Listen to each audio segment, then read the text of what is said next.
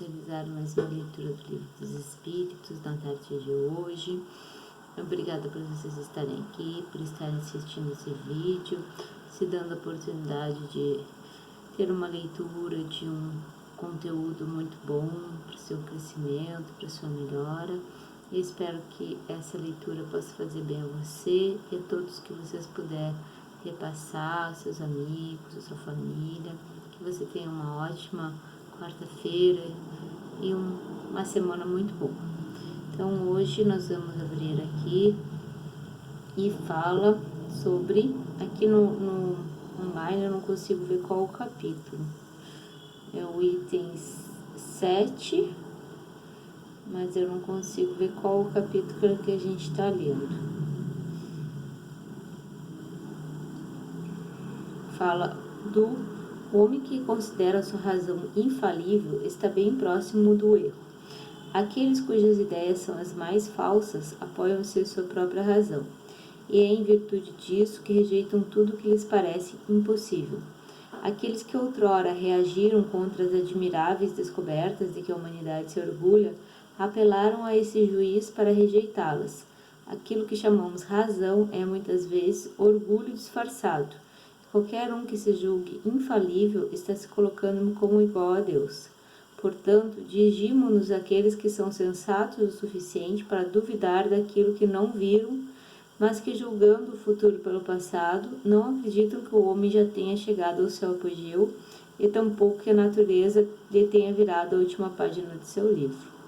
Bom, ele fala um pouco intrinsecamente, da humildade, fala intrinsecamente do quanto a gente acredita na providência divina, do quanto a natureza é a nossa mãe maior, é a que controla todos os fenômenos e que faz com que a gente tenha a possibilidade de crescimento, de melhora. Porque muitas vezes a gente não sabe o que aconteceu anteriormente, mas o que a gente tem agora, o que a gente visualiza hoje, já é suficiente para nos demonstrar, nos dar uma ideia do que aconteceu e nos dar uma projeção do que será no futuro. Então é importante que a gente se dê conta daquilo que a gente quer de bom pra gente, que a gente projete na nossa mente as boas atitudes, os bons pensamentos, a boa vivência do dia a dia, a boa vivência da natureza interior, da convivência com o nosso eu interior e com o exterior, com as outras pessoas, uma convivência pacífica, momento de paz, de alegria, para que nós possamos respeitar uns aos outros, que nós possamos levar uns aos outros a felicidade que nós precisamos. E no item 8 ele fala: acrescentemos que o estudo de uma doutrina, como é o caso da doutrina espírita, que subitamente nos lança numa ordem de coisas tão nova e grandiosa, só pode ser feito de maneira proveitosa por homens sérios, perseverantes, isentos de ideias preconcebidas e impulsionados por um firme e sincero propósito de alcançar um resultado. Não poderíamos qualificar dessa forma aqueles que julgam a priori, levianamente e sem terem visto, contudo, aqueles que não realizam seus estudos com a continuidade, a regularidade e nem o recolhimento necessários. Tampouco poderíamos incluir na qualificação mencionada certas pessoas que, para não perderem a sua reputação de homens espirituosos, esforçam-se por encontrar um lado burlesco nas coisas mais verdadeiras, ou naquelas assim consideradas por pessoas cujo saber, caráter e convicções merecem o respeito dos que se gabam de ter uma boa educação. Abstenham-se, portanto, os que julgam os fatos como indignos de sua atenção. Ninguém tem a intenção de violentar sua crença, mas que eles possam respeitar as dos outros. E isso é muito verdadeiro, a maioria das religiões, muitas entre as religiões, elas não se respeitam, elas não aceitam o ponto de vista do outro. E, de verdade, quem faz as religiões somos nós, seres humanos. E isso a gente vê em todos os outros setores, da nossa vida. A gente vê com os nossos amigos, a gente vê nas questões políticas, nas questões pessoais. Se a pessoa diverge da nossa ideia, do nosso modo de pensar, muitas vezes a pessoa se revolta, a pessoa fica irritada, a pessoa não aceita, a pessoa briga. Então, a gente tem que aprender a respeitar o ponto de vista do outro, seja ele na religião, seja ele na política, seja ele na condição sexual mesmo, né? Ou a pessoa ser ou não ser um homossexual, a pessoa ter um posicionamento diferente em outras situações. Nós temos que respeitar os outros como eles são, da maneira que eles são. Se a pessoa tem uma religião diferente, se a pessoa tem uma postura político-partidária diferente, não importa. Nós temos que respeitar o ser humano como ele é, se ele é preto, branco, amarelo, índio, né? Ou índio, não importa. Todos somos iguais perante Deus e nós precisamos aprender a respeitar o ser humano, independente de qualquer coisa. O que caracteriza um estudo sério é a continuidade com que é encaminhado. Deve-se ficar surpreso por não se obter, muitas vezes, nenhuma resposta sensata às questões naturalmente sérias, quando estas são feitas ao acaso e a queima-roupa em meio a uma porção de questões impertinentes.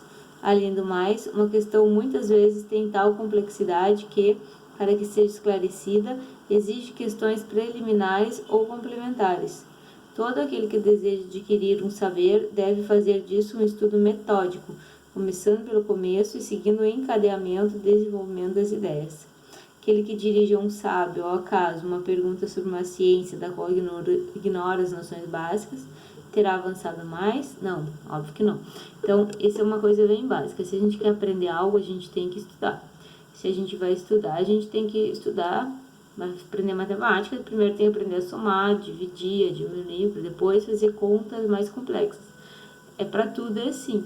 Então, se a gente quer aprender um assunto, a gente tem que fazer daquele assunto um conhecimento básico primeiro, para depois a gente tentar adquirir um maior conhecimento. Como ele dá o exemplo aqui, tu vai perguntar para um sábio um assunto muito além daquele do teu saber, tu não vai entender nada da resposta dele.